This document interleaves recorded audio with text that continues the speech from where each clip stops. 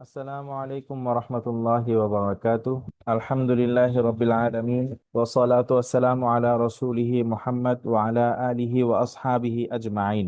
আউযু বিল্লাহি মিনাশ শাইতানির রাজীম। বিসমিল্লাহির রহমানির রহিম। আল্লাহর কাছে হাজারো কোটি শুকরিয়া যে আল্লাহ তাআলা আমাদেরকে 15তম ক্লাস কোরআন শিখার জন্য একটি প্ল্যাটফর্মে আসার তৌফিক দান করেছেন। এর জন্য আমরা শুকরিয়া আদায় করি, আলহামদুলিল্লাহ। আমরা যে পর্যায়ে ছিলাম, আমরা মূলত ছিলাম মুরাক্কাবের হুম যুক্ত অক্ষরে আমাদের বিষয়টি ছিল। তো ইনশাআল্লাহ আলহামদুলিল্লাহ আমি আশা করি আজকে আমাদের এই মুরাক্কাবের ক্লাসটি শেষ হয়ে যাবে ইনশাআল্লাহ। শেষ মানে এমন না যে আজকেই শেষ আর কোনোদিন ধরা হবে না, কারণ হচ্ছিল আমাদের সামনে পড়াটাই মুরাক্কাব নিয়ে। এটা আমরা যেই সাবজেক্টে যাই না কেন, মুরাক্কাব এটা আমাদের অলরেডি রিভিশন হইতেই থাকবে। আর কোরআনটা এতটাই সহজ, কোরআনে কোনো পিছনের পড়া রিভিশন বলতে কিছু নাই, সামনে যত যাব তত রিভিশন অটো হতে থাকবে। ঠিক আছে, এর জন্য ভয়ের কিছু নেই। আমরা যে এই দ্বিতীয় যে নকশাটি পড়ছিলাম সেটি ছিল উল্টা দাঁত, হায়ের মাথা, আইনের মাথা, লামের মাথা, গোল হা মিম। আলহামদুলিল্লাহ ইতিমধ্যে আমরা এই নকশা থেকে প্রত্যেকটা হরফ থেকে যে হরফগুলো বের হয়, প্রত্যেকটা হরফ আমরা দেখে ফেলেছি। হ্যাঁ, উল্টা দাঁত থেকে তিনটি হরফ 5টি হরফ বের হয়, হায়ের মাথা থেকে 3টি হরফ বের হয়, আইনের মাথা থেকে 2টি হরফ বের হয়, লামের মাথা থেকে 2টা হরফ বের হয়, গোল হা মিম। এটা আমরা গতকালকেই করেছি। তো আজকের ক্লাসটা আমাদের, আমি আগেই বলে দিচ্ছি, আজকের ক্লাসটা একটু আমাদের অনুশীলন বা প্র্যাকটিসটা বেশি হবে। এটা কেন বলছি? কারণ মুরাক্কাব এটা অনেকটাই গুরুত্বপূর্ণ একটি আহ, অধ্যায় বা বিষয়। এটা যদি আমাদের ইনশাল্লাহ ক্লিয়ার হয়ে যায়, আমাদের সামনের এটা একটু সহজ হবে। তো আমরা এখানে দেখতে পাচ্ছি যে গতকালকে যে আমরা লামের মাথা এবং গোল হামিম পড়েছিলাম, এটা নিয়ে আমরা এখানে দিয়েছি। লাম, শুরুর লাম, মাশা, মধ্য লাম, শেষের লাম জি, একত্রে। শুরুর লাম, মধ্য লাম, শেষের লাম। মাশাল্লাহ, লাম লাম লাম, মাশাল্লাহ লাম মাশাল্লাহ। লাম লাম। আচ্ছা। কাফ, শুরুর হুম কাফ, হুম মধ্য কাফ, শেষ হুম কাফ হুম একত্রে। Calf, calf, calf. মাশাল্লাহ। আচ্ছা, হুম, তৃতীয় লাইনটা আমরা আরেকজন থেকে শুনি। শুরুর হা, জি মধ্যের হা, জি, শেষের হা একত্রে হা হা হা। মাশাল্লাহ। আপনি আমাদেরকে এই লাইনটাও শুনিয়ে ফেলুন, নিচের লাইনটাও শুনিয়ে ফেলুন। শুরুর মিম, জি জি, শুরুর মিম, মধ্যের মিম, শেষের মিম একত্রে মিম মিম মিম। মাশাল্লাহ মাশাল্লাহ, জাযাকাল্লাহ।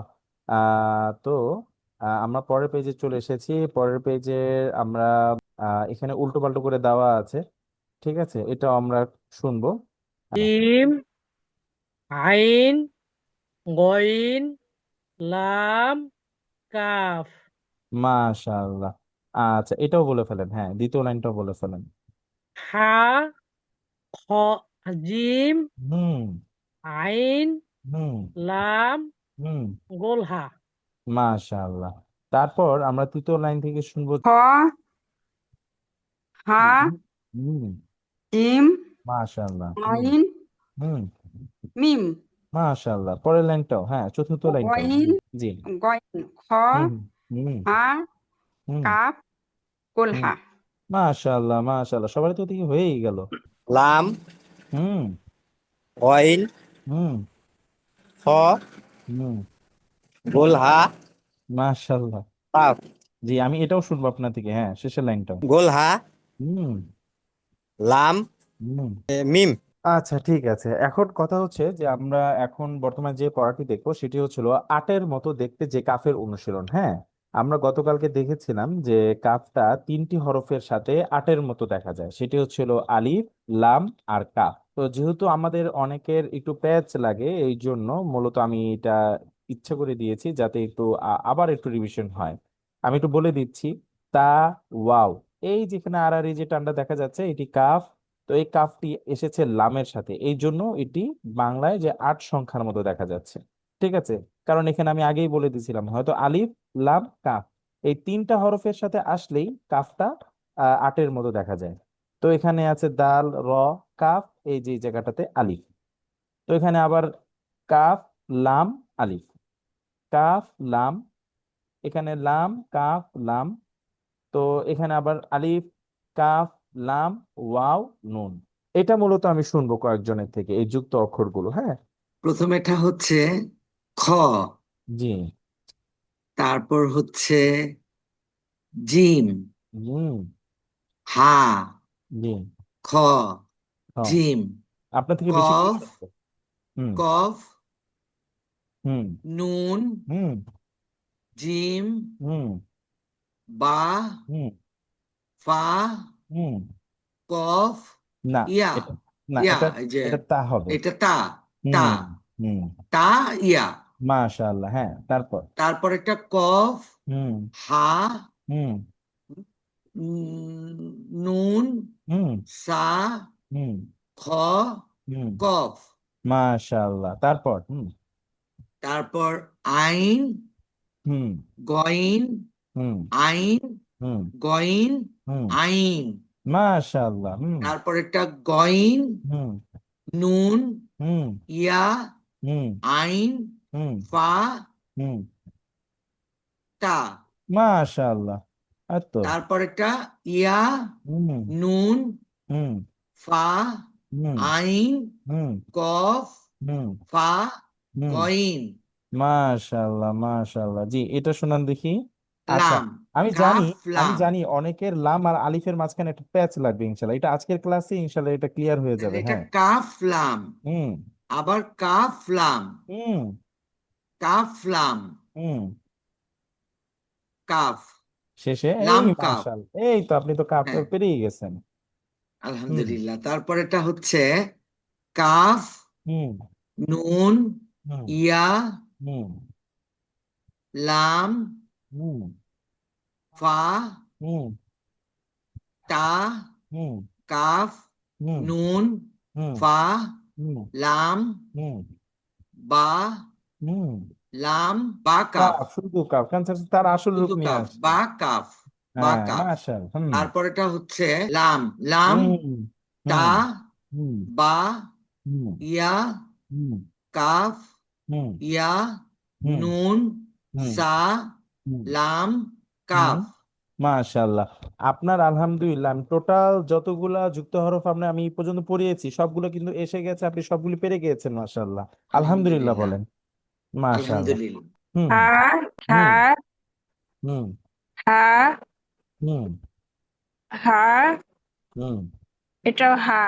মাশাআল্লাহ। হ্যাঁ, তারপর হা, হুম, নুন, ইয়া, হুম, বা, হুম, হা, হুম, তা, ইয়া, নুন, মাশাআল্লাহ। হুম, ইয়া, নুন, হা, বা, হা। মাশাআল্লাহ, মাশাআল্লাহ, সুন্দর হয়েছে। শেষের লাইন জি কি আপনার জন্য অপেক্ষা করছে?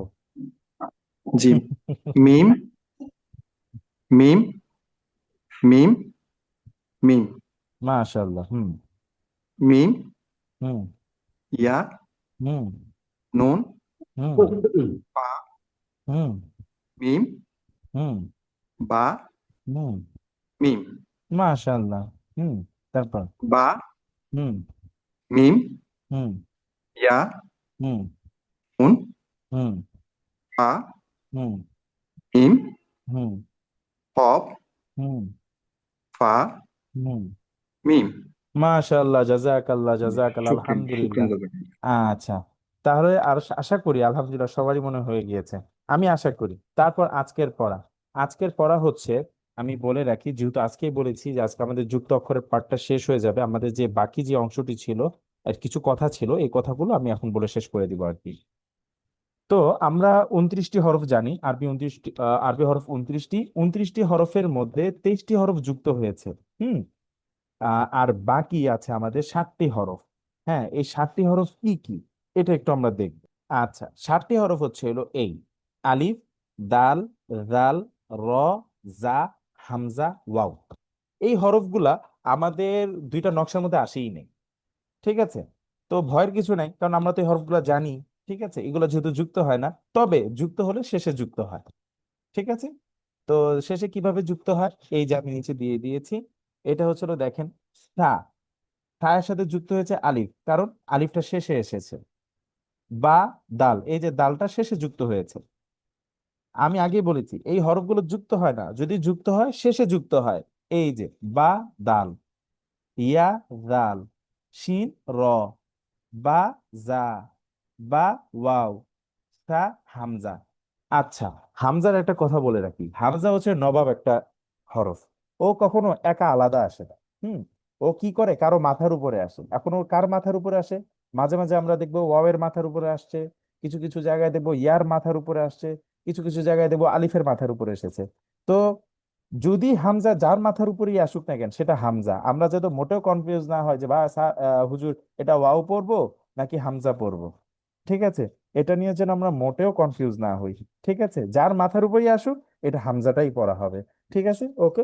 ইনশাল্লাহ আশা করি এটা আমাদের স্টুডেন্টরা বুঝতে পেরেছে। আচ্ছা, মোস্ট ইম্পর্টেন্ট যে পার্ট সেটি হচ্ছে লাম ও আলিফের মাঝে পার্থক্য। এটা অনেকের মানে কনফিউজ। তো মূলত আমি তিনটি পার্থক্য এখানে বলবো, তিনটি বললেই এনাফ। আচ্ছা, প্রথম পার্থক্য হচ্ছে লাম সকল হরফের শুরুতে, মাঝে, শেষে যুক্ত হয়। ঠিক আছে, যেমন আমরা এখানে তিনটি হরফ তিনটি সব বাক্য দেখছি। যেমন লামটা শুরুতে যুক্ত হয়েছে বার সাথে। তারপর দ্বিতীয়তে দেখতেছি মাঝখানে লাম এসেছে, লামটা শুরুতেও একটি হরফের সাথে যুক্ত হয়েছে, শেষেও একটি হরফের সাথে যুক্ত হয়েছে, তা এবং জিমের মাঝামাঝি এসেছে। তারপরে দেখছি যে লামটা শেষেও যুক্ত হয়, যেমন দেখুন জিম, মিম, লাম। ঠিক আছে, তো তার মানে আমরা জানলাম লাম ও সামনে পিছনে সব হরফের সাথে যুক্ত হয়, কিন্তু আলিফ ও সবার সাথে যুক্ত হইতে পারে না। ও যুক্ত হলে শুধু শেষেই যুক্ত হয়। ও শুরুতেও বেচারা যুক্ত হইতে পারে না, মাঝখানেও আসতে পারে না, খালি শেষে আসতে পারে। তো এখানে এটাই বলছি যে 2 নম্বর যে এই পার্থক্য, আলিফ কোনো হরফের শুরুতে এবং মাঝে যুক্ত হয় না, তবে শেষে যুক্ত হয়। যেমন এখানে শুরুতে আলিফ এসেছে, দেখেন তো আলিফটা একা এসেছে বেচারা। ঠিক আছে, কিন্তু আলিফের পরে লামটা কিন্তু যুক্ত হয়ে এসেছে ফার সাথে। এটাই হচ্ছিল প্রথম পার্থক্য। তারপরে এই দ্বিতীয় পার্থক্য, তারপর দেখেন বা আলিফ। দেখেন এই যে আলিফটা মাঝখানে বেচারা সিনের সাথে অ্যাড হইতে পারে না। ওই যে আমি বলেছি শেষে আসবে, বারসা শেষে এসেছে, কিন্তু সিনের সাথে যুক্ত হইতে পারে নাই, কারণ আলিফ কখনো তারপরের হরফের সাথে যুক্ত হইতে পারে না। তারপরে চলে এখানেও খ, ফা, ইয়া, আলিফ। এই যে আলিফটা শেষে এসেছে, আলিফটা শেষে যুক্ত হয়। শুরুতেও বেচারা যুক্ত হইতে পারে না, মাঝখানেও যুক্ত হয় না, শুধু শেষে যুক্ত হয়। আচ্ছা, 3 নম্বর যেই পার্থক্য, শেষে লাম আসুক আর আলিফ আসুক, সে তার আসল রূপটাই নিয়ে আসে। ঠিক আছে, এই যেখানে লেখা আছে লামের বাক্যের শেষে আসল তার রূপ নিয়ে হয় এবং আলিফও তার আসল রূপ নিয়ে আসে। যেরকম দেখেন জিম, মিম, লাম, দেখেছেন লামটা কিন্তু তার আসল একদম সব রূপ নিয়ে এসেছে। আর এখানেও যে আলিফটা শেষে এসেছে, একদম সে যে দাঁড়িয়ে থাকে সে দাঁড়িয়েই এসেছে। ঠিক আছে, তার মানে আমি এখন বুঝতে পারবো কোনটা লাম আর কোনটা আলিফ।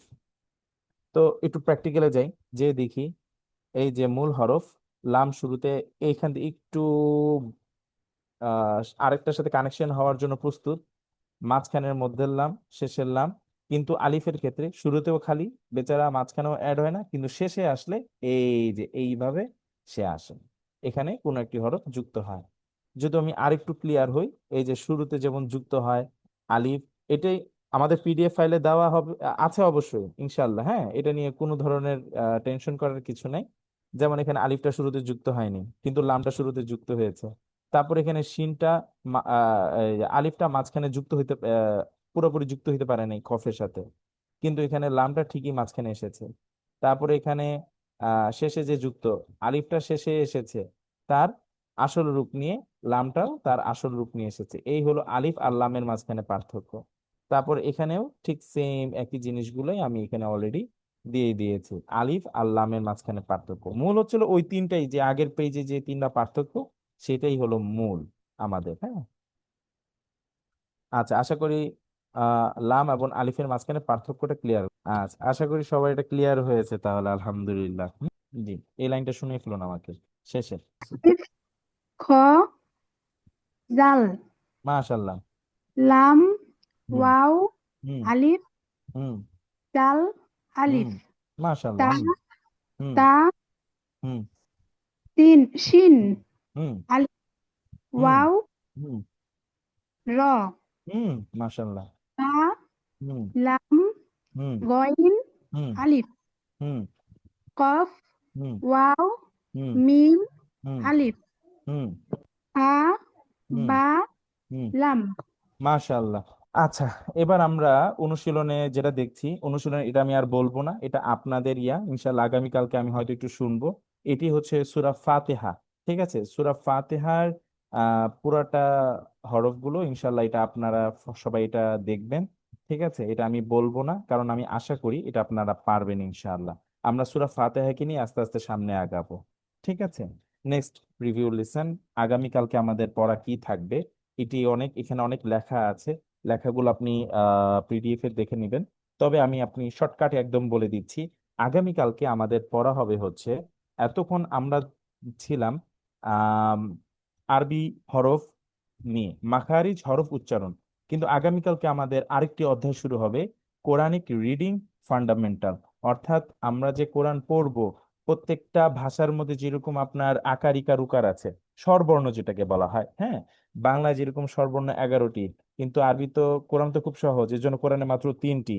তারপরে হচ্ছিল ইংলিশে আমরা ভাওয়েল লিখি না, AIOU, এখানে অনেকগুলো, কিন্তু আরবিতে মাত্র 3টি, কারণ আল্লাহ তাআলা কোরআনে বলেছেন ওয়ালাকাদ ইয়াসসারনাল কুরআনা লিযিকরি ফাহাল মিন মুদ্দাকির। ঠিক আছে, তো ইনশাল্লাহ আমরা সেই স্বরবর্ণ নিয়ে আলোচনা করব। এটাই থাকবে আমাদের ইনশাল্লাহ আগামীকালকের পড়া। খুবই মনোযোগ নিয়ে, প্রস্তুতি নিয়ে ইনশাল্লাহ আগামীকালকে আমরা এসে পড়ব। এটা গুরুত্বপূর্ণ। হ্যাঁ, এটা যেহেতু সহজও, এর জন্য আমরা ইনশাল্লাহ আগামীকালকে এই পড়াটা শেষ করে দিব।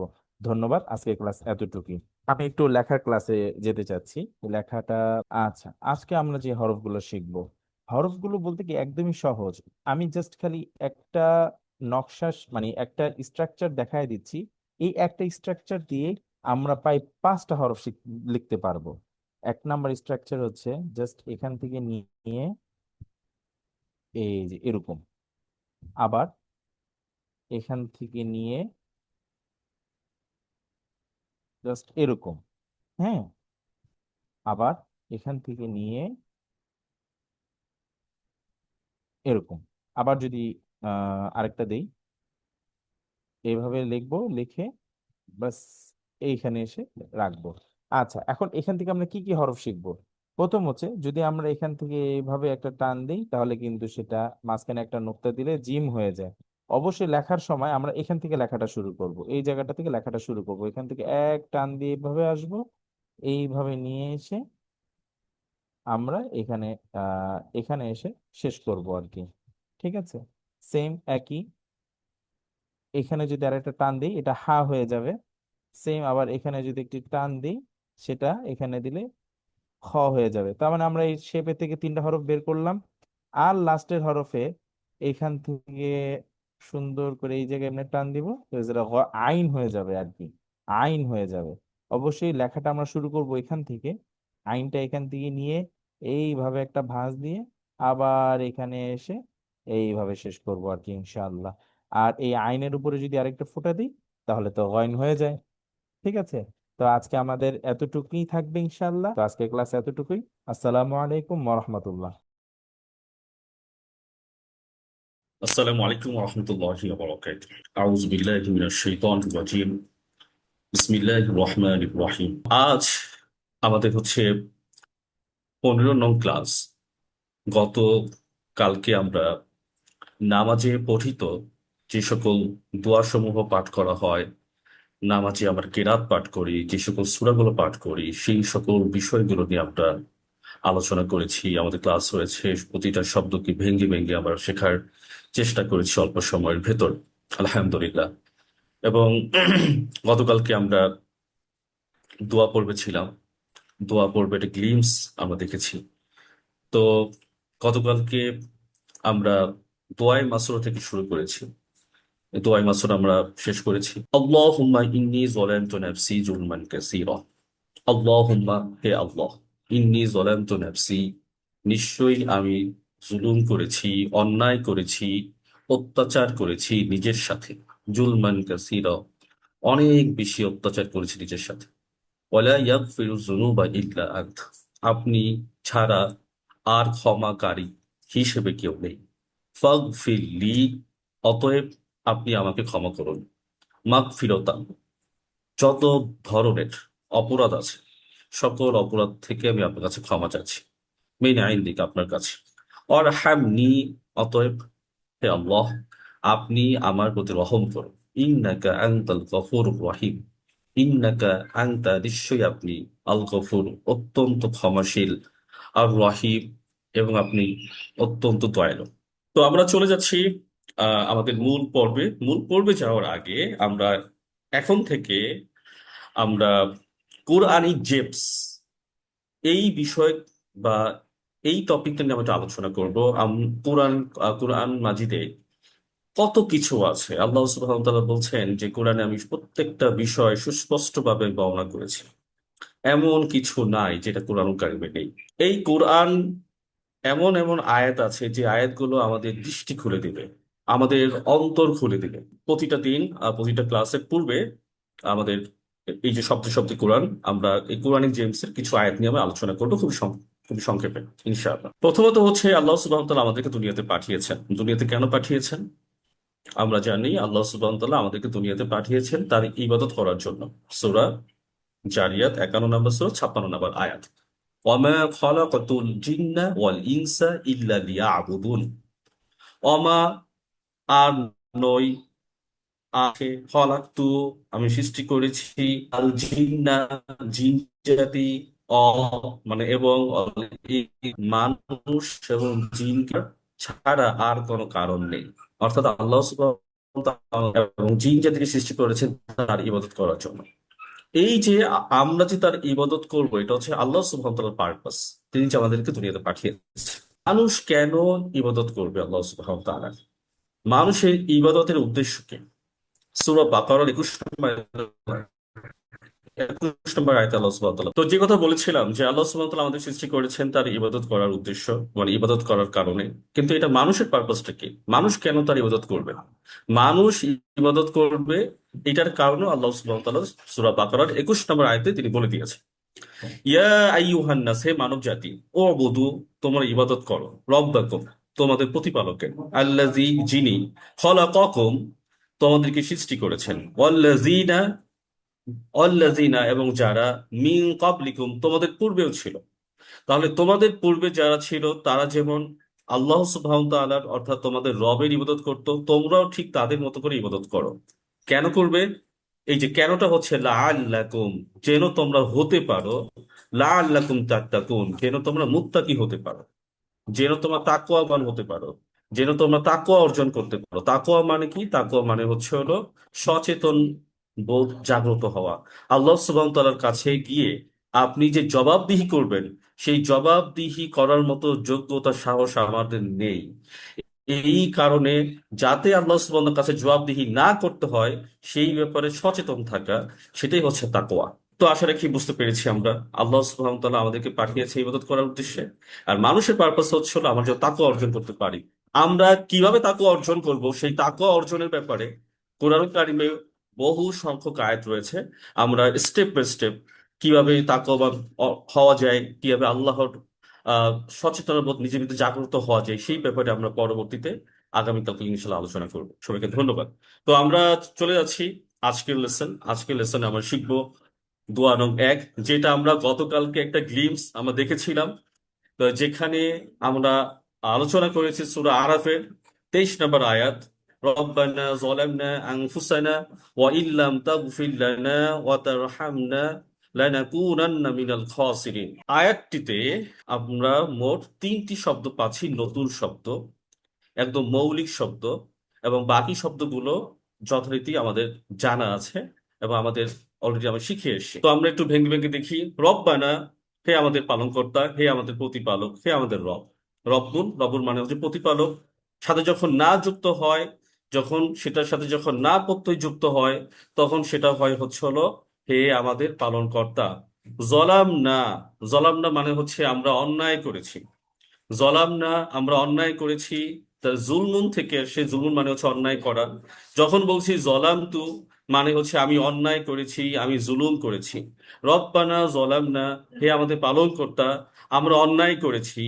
আনফুসানা, নিজেদের সাথে। আনফুসানা, নিজেদের সাথে আমরা জুলুম করেছি।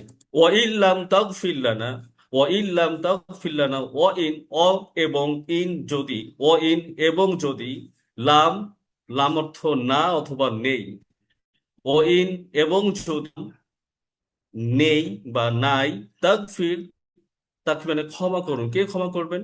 আমরা কার কাছে দোয়া করছি? আমরা দোয়া করছি আল্লাহর কাছে। তাহলে আপনি ক্ষমা করুন, তাগফির ক্ষমা করুন, আপনি ক্ষমা করুন, লানা আমাদেরকে বা আমাদের জন্য। তো ওয়াইল্লাম তাগফির লানা, তার মানে হচ্ছে আপনি যদি আমাদেরকে ক্ষমা না করেন। তাগফির, এর আগে লাম আছে, লাম তাগফির, আপনি যদি ক্ষমা না করেন। লাম তাগফির মানে নেই বা না, তাগফির ক্ষমা, তাহলে ক্ষমা না করেন, ও ইন যদি, তাহলে যদি আপনি ক্ষমা না করেন কাদেরকে? লানা আমাদেরকে, বা আমাদের জন্য আপনি যদি ক্ষমাকে প্রযোজ্য না করেন, তাহলে কি হবে?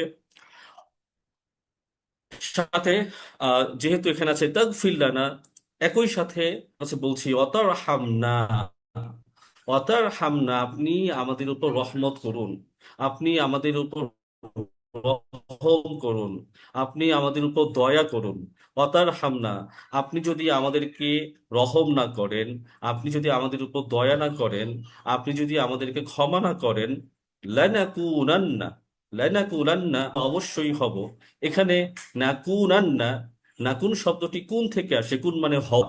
সাথে যখন নাকুনু, এই যে নাম নুন জবর না, কাপ বেশকু, নাকু, তো নাকুন যখন হয় তখন সেটা অর্থ হয়ে যায় আপনার হচ্ছে আমরা হব।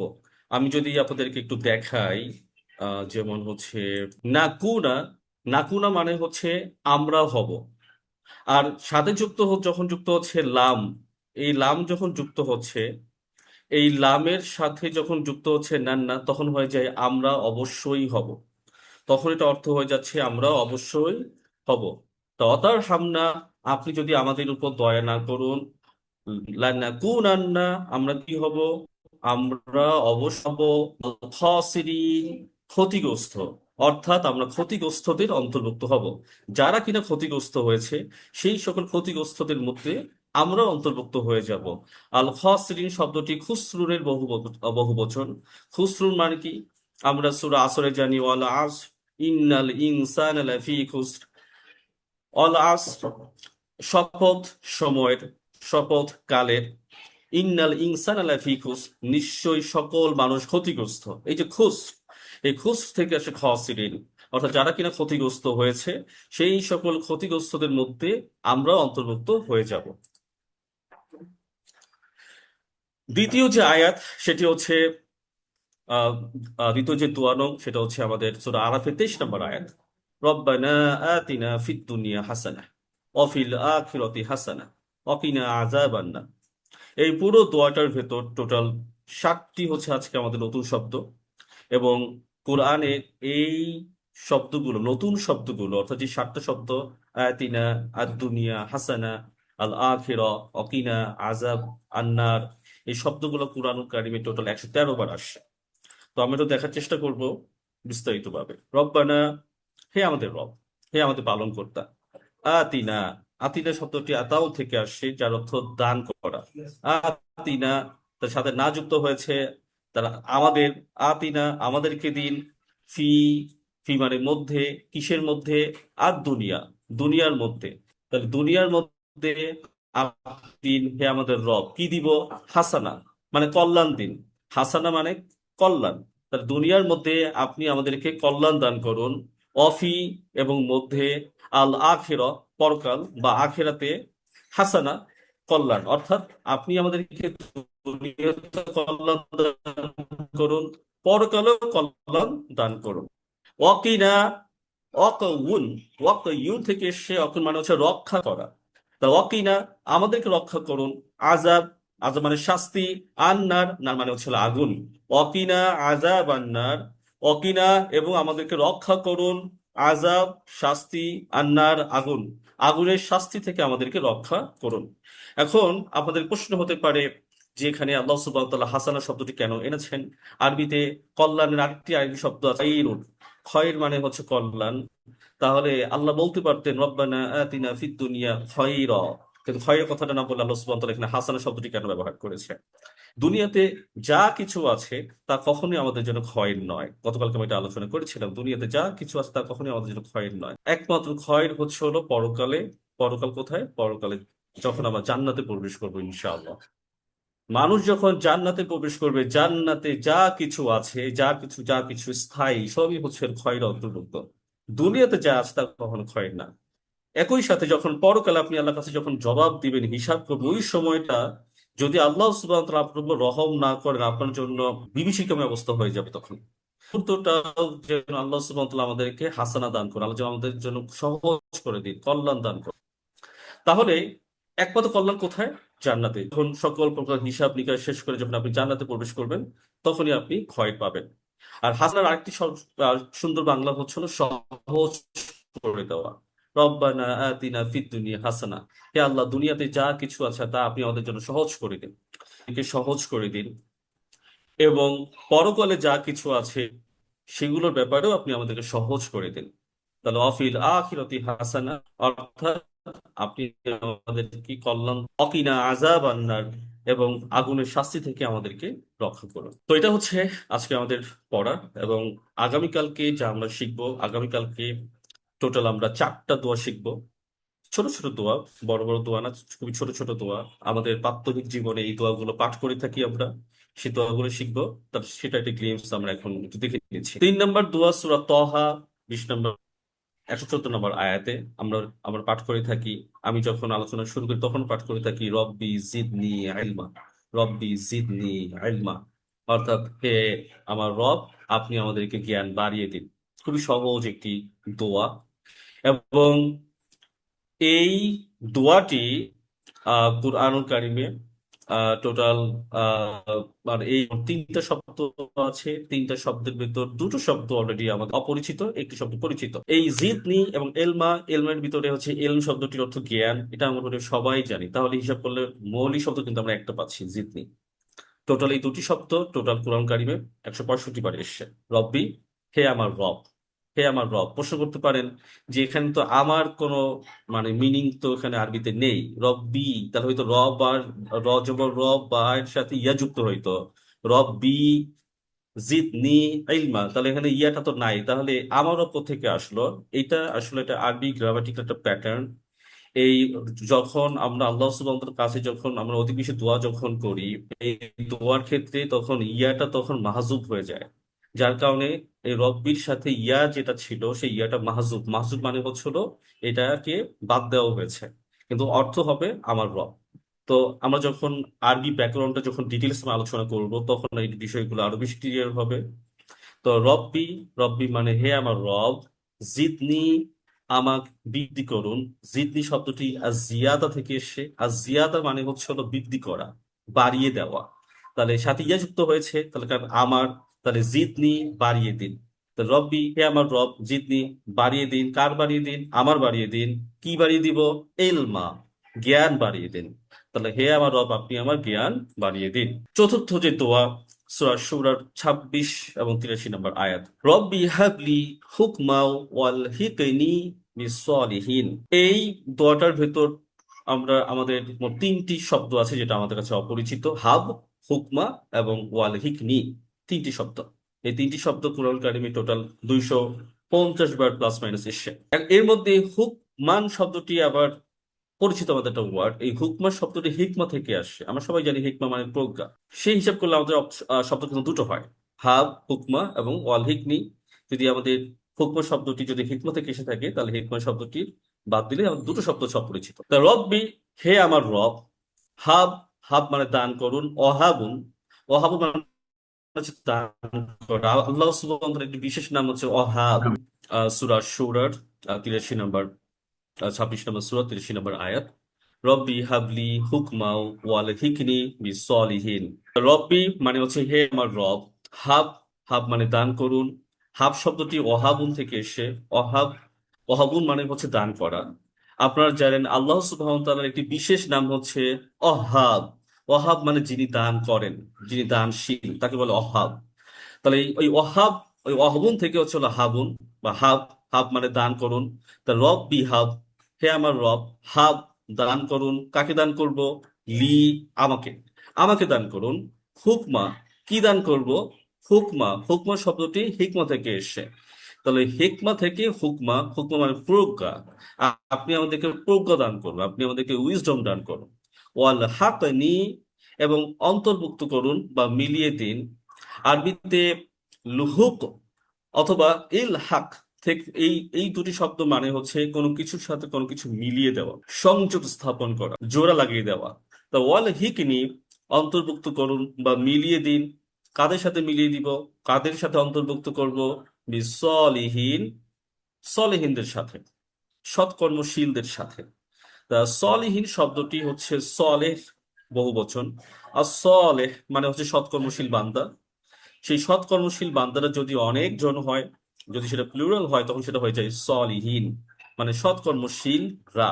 তাহলে সৎকর্মশীলদের সাথে মিলিয়ে দিন, বা জেড বি, বি মানে সাথে, বি সলিহীন, সৎকর্মশীলদের সাথে আপনি আমাদেরকে মিলিয়ে দিন। আমরা এই দোয়াটা আমরা আল্লাহর কাছে বেশি বেশি দোয়া করব। আল্লাহ সুবহানাহু ওয়া তাআলা যখন আমাদেরকে প্রজ্ঞা দান করবেন, তখন কোরআনের আমাদের আহ যে ভেতরগত যে ইনসাইট যে নলেজ, সেই ইনসাইট নলেজ আল্লাহ সুবহানাহু ওয়া তাআলা তখন আমাদেরকে দান করবেন। আমরা চলে যাচ্ছি 5 নম্বর দোয়াতে, সূরা আরাফ 7 নম্বর সূরা 126 নম্বর আয়াত। আল্লাহ বলছেন, রব্বানা আফরিগ আলাইনা সবরা ওয়া তাওয়াফানা মুসলিমিন। রব্বানা আফরিগ আলাইনা সবরা। রব্বানা, হে আমাদের রব, আফরিক, আফরিক ঢেলে দিন, আফরিক ঢেলে দিন, আমাদেরকে পূর্ণ করে দিন। আফরিক আমাদেরকে ঢেলে দিন, আমাদেরকে পূর্ণ করে দিন। আলাইনা, আমি যে ঢেলে দিব, আল্লাহ যে আমাদেরকে ঢেলে দিবেন, পূর্ণ করে দিবেন, কোথায়? আলাইনা, আমাদের উপর, আমাদের উপর আপনি ঢেলে দিন, পূর্ণ করে দিন।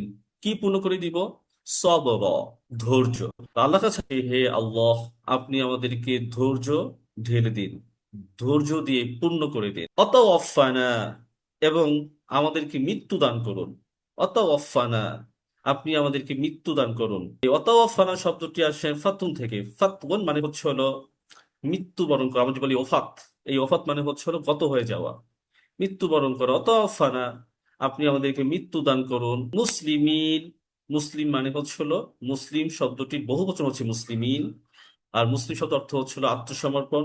আর মুসলিমিন মানে আত্মসমর্পণকারীদের সাথে আপনি আমাদেরকে মৃত্যুদান করত, মানে আত্মসমর্পণকারী অবস্থায়, মুসলিম অবস্থায় আপনি আমাদেরকে মৃত্যু দান করুন। অর্থাৎ দুনিয়া থেকে যখন আমরা গত হয়ে যাব, দুনিয়া থেকে যখন আমরা বিদায় নিব, তখন আপনি আমাদেরকে মুসলিম অবস্থায়, আমরা জানি সূরাতুল আল ইমরানের সেখানে 102 নম্বর আয়াতে আল্লাহ বলছেন, ইয়া আইয়ুহাল্লাযীনা আমানু, হে ঈমানদারগণ, ইত্তাকুল্লাহা হাক্কা তুকাতিহি, তোমরা আল্লাহকে ভয় করো যেভাবে তাকে ভয় করা দরকার। ওয়ালা তামুতুন্না ইল্লা ওয়া আনতুম মুসলিমুন, আর তোমরা মৃত্যুবরণ করো না মুসলিম না হয়ে। তাহলে আল্লাহ সুবহানাহু ওয়া তাআলা কিন্তু চান যে আমরা যেন মৃত্যুবরণ করি মুসলিম অবস্থায়।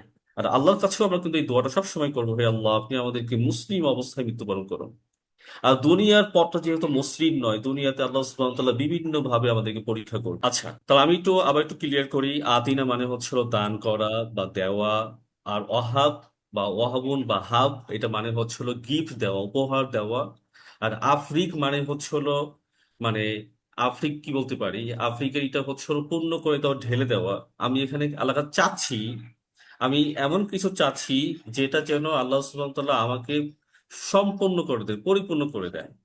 তো এই আফ্রিক শব্দটি ফার্গুন থেকে আসে, বা ফার্গুন মানে হচ্ছে হলো পূর্ণ করা, ঢেলে দেওয়া।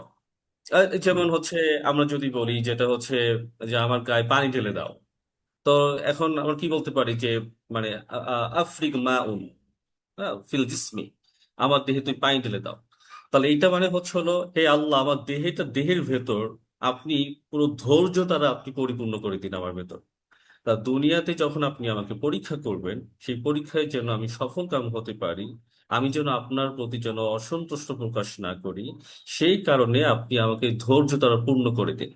তাহলে একজন মানুষ এবং ধৈর্য, সে দুনিয়াতে জীবিত থাকবে সাথে ধৈর্য, এটা একে অপরের সাথে সম্পর্কিত, এবং এটা মৃত্যুর আগ পর্যন্ত সেই ধৈর্যের পরীক্ষা একজন মানুষকে দিয়ে যেতে হবে বিভিন্নভাবে। সূরা কাবাদের 4 নম্বর আয়াতে আল্লাহ বলছেন, ওয়ালাকাদ খালাকনাল ইনসানা ফি কাবাদ, নিশ্চয়ই মানুষকে আমি সৃষ্টি করেছি কাবাদ হিসেবে। কাবাদ মানে হচ্ছে হলো মানে খুবই দুঃখ কষ্ট ক্লেশের মধ্য দিয়ে। অর্থাৎ একজন মানুষ জন্মের পর থেকে মৃত্যুর আগ পর্যন্ত কোনো না কোনো কষ্ট, কোনো না কোনো ক্লেশ, কোনো না কোনো দুর্দশার মধ্য দিয়ে সে যাবে। সেটা হতে পারে আর্থিক, হতে পারে সে দৈহিক, হতে পারে সেটা মানসিক, কোনো না কোনো দিক থেকে, হতে পারে কোনো ভয়, কোনো না কোনো দিক থেকে তার লাইফটা পাস হবে। আর সেই ক্ষেত্রে ধৈর্য, যাতে করে আমরা আল্লাহ সুবহানাহু ওয়া তাআলার ব্যাপারে কখনোই খারাপ চিন্তা কখনো না করি, কোনো নেগেটিভ কোনো চিন্তা যেন আমরা না করি। এবং এইভাবে চলতে চলতে চলতে আমার কি করতে হবে? আমাদের তো মৃত্যু তো আমাদের হবে। হে আল্লাহ, আমি যেন আপনার কাছে সন্তুষ্ট চিত্তে আপনার কাছে আমি আসতে পারি, আমি যেন দুনিয়াতে আত্মসমর্পণকারী হিসেবে যেন আপনার কাছে আমি আসতে পারি। এই জন্য অত অফানা, এবং আমাদেরকে মৃত্যু দিন, অত অফানা, আমাদেরকে মৃত্যু দান করুন। মুসলিমিন, মুসলিম মানে হচ্ছে হলো আত্মসমর্পণকারী, বা মুসলিম তো আমরা মুসলিম হিসেবেই চিনি, বাংলা হচ্ছে আত্মসমর্পণকারীদের অবস্থায় বা আত্মসমর্পণকারী অবস্থায় আপনি আমাদেরকে মৃত্যু দান করুন। তারপর হচ্ছে আমাদের 6 নম্বর দোয়া, সূরা ইসরা 17 নম্বর সূরা 24 নম্বর আয়াত। পৃথিবীতে সবচেয়ে কাছের আমাদের হচ্ছে আমাদের পিতামাতা। যে পিতামাতা একমাত্র একমাত্র তার সন্তানকে বলতে পারে দুনিয়াতে সবকিছু আপন না হলেও সন্তান আমার আপন, আমার মানে সবচেয়ে কাছের, সেই পিতামাতা আমাদের জন্য যেভাবে করে দোয়া করে, যেভাবে করে আমাদেরকে বড় করেছেন, পেলে আমাদেরকে লালন পালন করেছেন, আমরা তাদের জন্য কিভাবে দোয়া করব সেই দোয়াটা আল্লাহ সুবহানাহু ওয়া তাআলা আমাদের শিখিয়ে দিয়েছেন। রব্বিরহামহুমা কামা রব্বায়ানি সগীরা। রব্বি, হে আমার রব, রব্বি, হে আমার রব, ইরহামহুমা, তাদের দুজনের প্রতি দয়া করুন। ইরহাম মানে হচ্ছে দয়া করুন, ইরহাম মানে দয়া করুন। তাহলে হুমা, হুয়া শব্দের অর্থ হচ্ছে গিয়ে সে, আর হুমা যখন যুক্ত হয় তখন অর্থ হয়ে যায় হচ্ছিল দুজন, আর হুম যখন যুক্ত হয় তখন সেটা হয়ে যায় সকল। তাহলে ইরহাম হুমা, দয়া করুন, হুমা, দুজনের প্রতি, কামা, এই দুজন বলতে কাদেরকে বোঝানো হয়েছে? পিতামাতা। কামা, যেমন, অথবা যেমনি ভাবে, অথবা যেভাবে, আমরা যেভাবে বাংলা করি না কেন, যেমন, যেভাবে বা যেমনি ভাবে, কামা, যেভাবে, রব্বায়ানি, রব্বায়ানি। তাহলে রব্বায়ানি শব্দটি রব্বুন থেকে এসে, মূল রুট শব্দ রুট, রব্বুন, রব্বুন মানে প্রতিপালন করা। আমরা যে আল্লাহকে রব বলি, আল্লাহ আমাদের প্রতিপালক, তাহলে এটা হচ্ছে আর রুবুবুন থেকে আসছে, যার অর্থ হচ্ছে কি প্রতিপালন করা। তা রব্বায়ানি, তার লালন পালন করেছেন। কাকে কাকে লালন পালন করেছেন? এই যে সাথে ইয়া যুক্ত হয়েছে, আমাকে। রব্বায়ানি, তারা আমাকে লালন পালন করেছেন। সগীর, ছোটবেলায় বা ছোটকালে। তাহলে ছোটকালে যেভাবে করে তারা আমাদেরকে লালন পালন করেছেন, ঠিক সেভাবে করে আপনি আমাদের পিতা মাতাদেরকেও ক্ষমা করে দিন।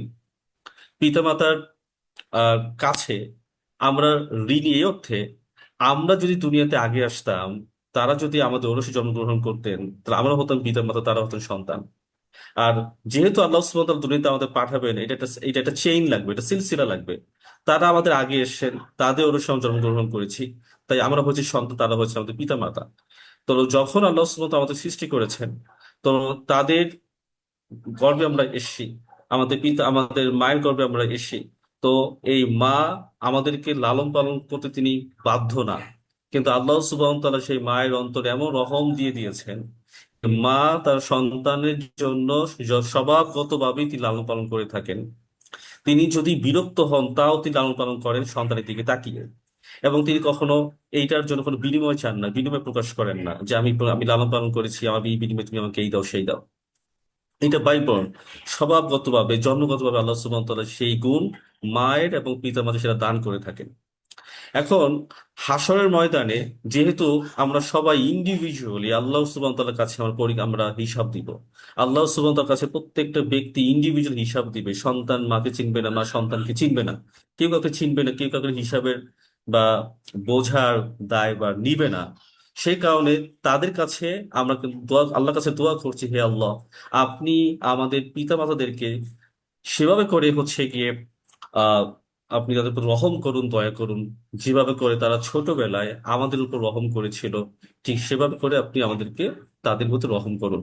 তার মানে আমাদের সন্তান যখন হবে, সন্তানদের প্রতি যদি আমরা দয়া না দেখাই, সন্তানদের প্রতি যদি আমরা দায়িত্ববান না হই, তাহলে হাসরের ময়দানে এই সন্তান দেখাচ্ছে গিয়ে এই সন্তানের হিসাব যদি আপনি না নেন, সন্তানের যদি আপনি দায়ভার না নেন, হাসরের ময়দানে কিন্তু এটা কারণে আপনাকে হিসাব দিতে হবে। কারণ হচ্ছে আপনি ওর দায়িত্ব ঠিকঠাক পালন করেননি কেন। এই যখন এই কারণে দেখবেন আল্লাহ কিন্তু এই কথা বলে নাই যে আল্লাহ আপনি আপনি তোমাদেরকে ক্ষমা করে দেন। মানে তারা আমাদেরকে যেভাবে করে লালন পালন করছে ঠিক অনুরূপ ভাবে আপনি হচ্ছে তাদেরকেও ভাবে করে আপনি এদেরকে ট্রিট করেন। তার মানে হচ্ছে, তো আমার এই আয়াত থেকে, এই দোয়া থেকে দুইটা জিনিস শেখার বিষয়। এক নম্বর শেখার জিনিস হচ্ছে হলো পিতামাতা হিসেবে প্রত্যেকটা বাবা মাকে তার সন্তানের প্রতি দায়িত্বশীল হওয়া, সন্তানের ব্যাপারে মনোযোগী হওয়া। দ্বিতীয়ত হচ্ছে হলো সন্তান যখন বড় হবে এবং সেই সন্তান তার পিতামাতার কাছে বেশি বেশি দোয়া করবে, মাগফিরাতের দোয়া করবে, ক্ষমা চাইবে এবং আল্লাহর কাছে দোয়া করবে, হে আল্লাহ, আপনি আমার পিতামাতাদেরকে ঠিক সেভাবে করে আপনি খেয়াল রাখুন, রহম করুন, দয়া করুন, যেভাবে করে তারা আমাদের প্রতি রহম করেছিল, দয়া করেছিল। তো আজকে হচ্ছে আমাদের আলোচনা এতটুকুই।